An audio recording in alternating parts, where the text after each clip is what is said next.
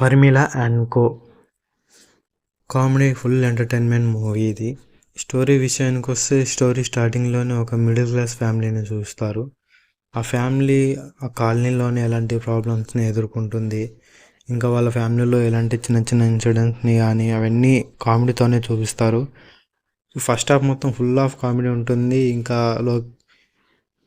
యోగి బాబు ఇంకా చిన్న చిన్న క్యారెక్టర్స్ కూడా ఫుల్ కామెడీ ఎంటర్టైన్మెంట్గానే ఉంటుంది. ఇంకా తెలుగు డబ్బింగ్ కూడా సూపర్ అనే చెప్పొచ్చు.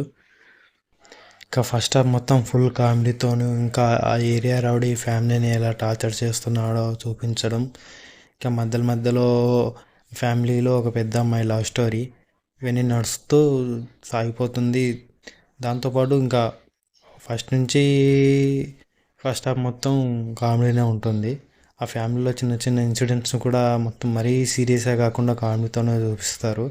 ఇక అనుకోకుండా ఒకరోజు ఆ ఏరియా రౌడీ చనిపోవడం వల్ల ఈ పోలీసులు కేసు అని చెప్పి మొత్తం డ్రగ్ గురించి, కాలేజీలో డ్రగ్ తీసుకునే పిల్లల గురించి మొత్తం ఇదే ఉంటుంది.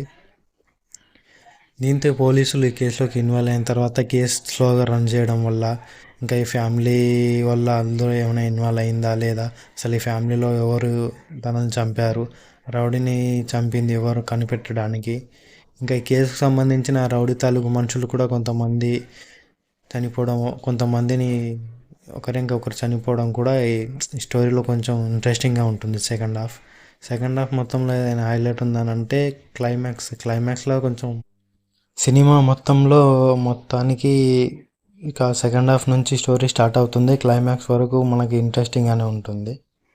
ఈ మూవీ ప్రజెంట్ జీ5లో స్ట్రీమ్ అవుతుంది. చూడని వాళ్ళు ఉంటే చూసేయండి. ఈ మధ్య రిలీజ్ అయిన మూవీస్లో ద బెస్ట్ కామెడీ మూవీ అనే చెప్పొచ్చు. దీంట్లో అయితే ఈ రీసెంట్గా వచ్చిన మూవీలో ఇదే బెస్ట్ మూవీ అయితే నేను చెప్తాను.